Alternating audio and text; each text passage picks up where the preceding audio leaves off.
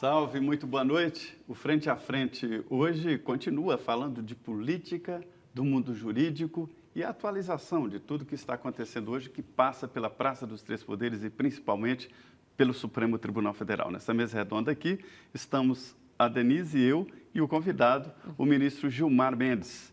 Ministro, o senhor levanta teses polêmicas, vai ali ao encontro, ao encontro de corporações, como de juízes até, de procuradores, e isso tem sobrado para o senhor resistências pesadas, né? Como é que está essa convivência? O senhor sendo constrangido em aeroportos e procuradores xingando o senhor, como é que o senhor está convivendo com isso, ministro? Na verdade, a gente tem uma função muito difícil, não é? Que é uma função, muitas vezes, de maneira muito evidente, contra-majoritária.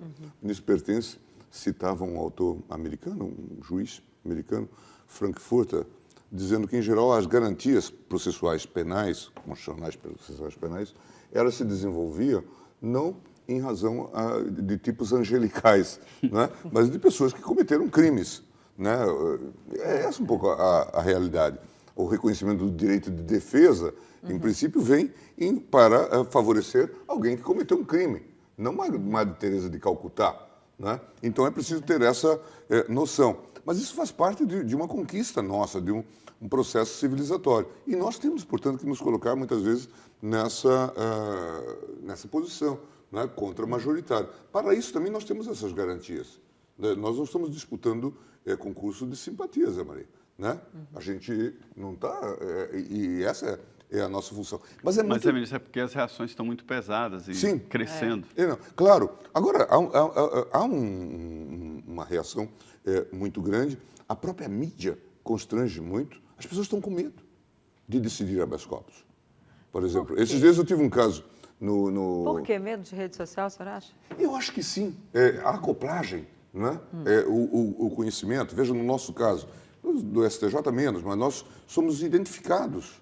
As pessoas nos reconhecem, né? E querem dialogar. Às vezes fazem de maneira bem-humorada e tal, né? Às vezes passam até a compreender, a aprender alguma coisa. Mas, às vezes, fazem de maneira agressiva, né? E a gente tem pouco contato com as pessoas, mas temos contato em aeroporto, avião e coisas do tipo. Compreende-se, né? Porque, de fato, nós temos um histórico de impunidade, há uma deificação de determinadas decisões, algumas meritórias mesmo, não é? Natural, e qualquer reparo que se faça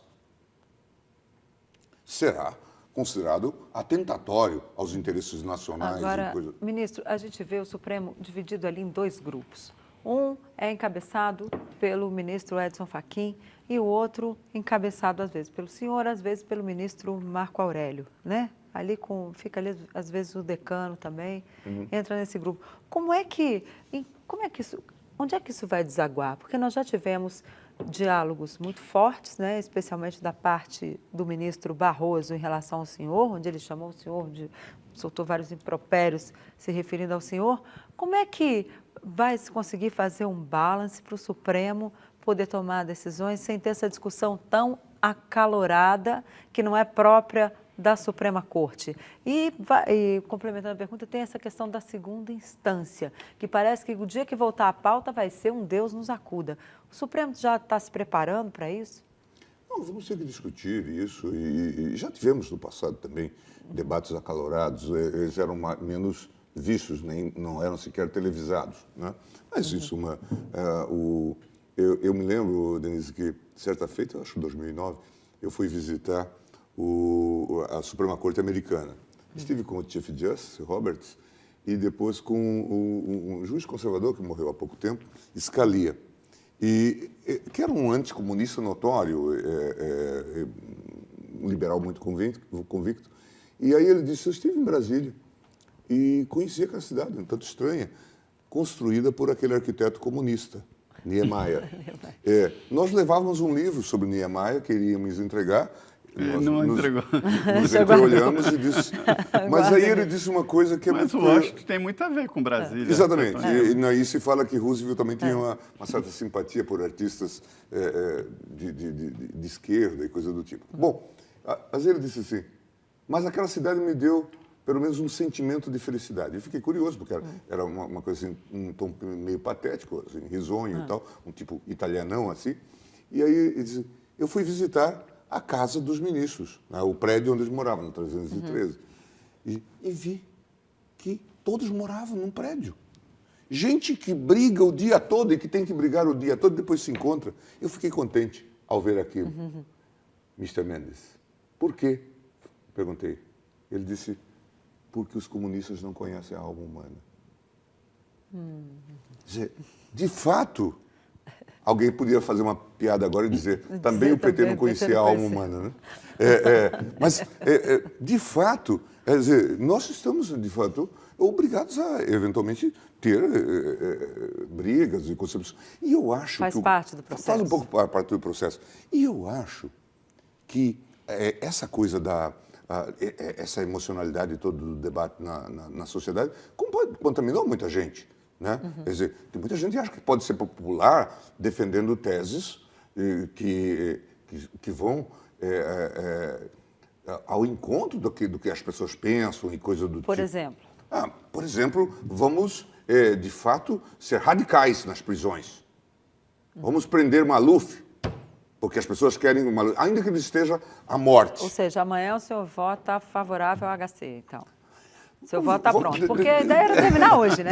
Deixa eu votar amanhã. Hoje. Mas eu digo assim, né? O Maluf não é um bom exemplo porque estamos julgando, mas, tipo assim, se ele está doente, terminal, que se dane, o importante é que nós estamos fazendo justiça. Né? Eu acho isso um pouco insincero. Honestamente, assim, fazendo uma análise de alma, eu acho isso um pouco insincero. Não acho que pessoas que tiveram formação jurídica sólida e coisa do tipo possam pensar dessa maneira. Mas eu acho que é uma contaminação desse ambiente. E também, vou falar outra, uma blindagem. Na medida em que a gente conduz a vida, os votos, de acordo com essa opinião pública, porque vocês sabem que a mídia opera um pouco numa linha que é muito curiosa. Faz um tipo de chantagem. Você decidiu contra mim? Contra os então eu vou vasculhar a sua vida. E muitos não estão dispostos a passar por esse tipo de exame, desse escrutínio mais rigoroso. Então, eu faço também não é por aí, né, ministro? Essa coisa de vasculhar a vida de ministro supremo. Mas é o que se faz. É o que se faz. Quer dizer, não atende a... Um dia eu recebi um repórter de uma revista grande e disse, nós vamos infernizá-lo, porque você decidiu mudar o voto na segunda instância. E o que levou o senhor a mudar de voto? Todo o contexto. Primeiro, nós estamos votando os casos numa linha de possibilidades, numa linha possibilista. Essa era a ideia. Tornar a prisão uma possibilidade em segundo grau. Que já a decisão do Peluso, lá atrás, permitia. Um sujeito que, por exemplo, acontece muito. O sujeito, ele cometeu um crime de homicídio, foi preso. Daqui a pouco, 3 anos, ele está preso e não vai a julgamento. Ele é solto. Quando ele é julgado no júri, justifica-se logo a prisão. Nós, muitas vezes, constrangidamente, damos habeas corpus para um sujeito que está preso há 4 anos e não foi a júri. Então, se ele é solto e agora é julgado, justifica-se a prisão. Ou o sujeito que pertence a uma organização criminosa, ou tem, por exemplo, crimes sexuais, né, que ele tende a repetir. Então, tem justificativos, independentemente do trânsito em julgado. E é possível se fazer. Agora, você dizer que todos os casos, e isso passou a ser a prática depois que nós decidimos, tem que levar logo à prisão. E no caso de Curitiba, o que passou a acontecer? Prisão provisória, confirmação na sentença, confirmação em segundo grau. Eu conheço muitos deles e tudo, e é uma gente muito bem preparada. E eu diria assim, até com o mesmo pensamento. Se viu no julgamento, no caso do presidente Lula. Não é? Até do ponto de vista, digamos, de garantias constitucionais, a falta de pluralismo é preocupante. Eles pensam de forma igual.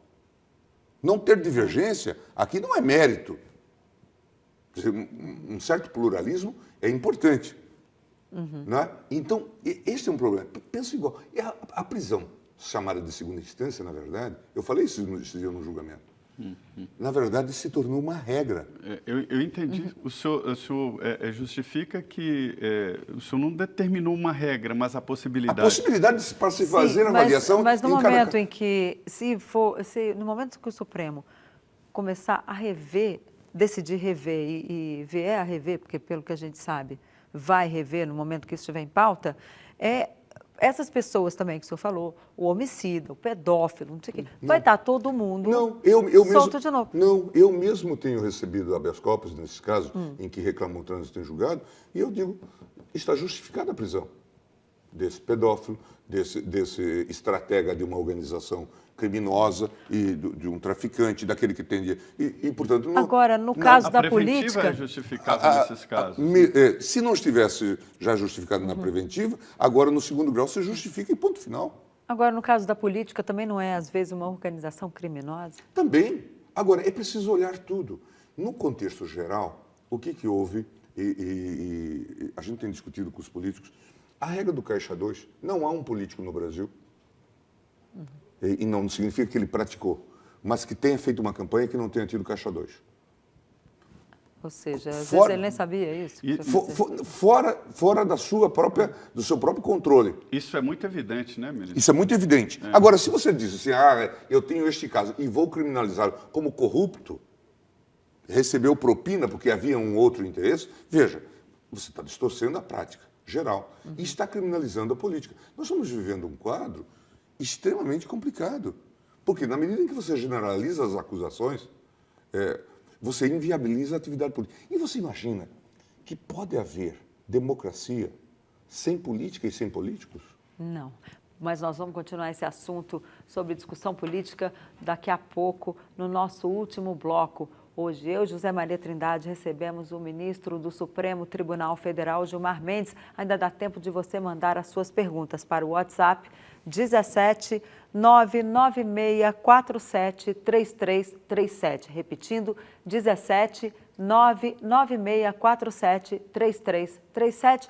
Ou para o meu Twitter, @Deni Rotenburg, e o Twitter de José Maria Trindade, @José M. Trindade. Aguardamos você. Voltamos em 2 minutos.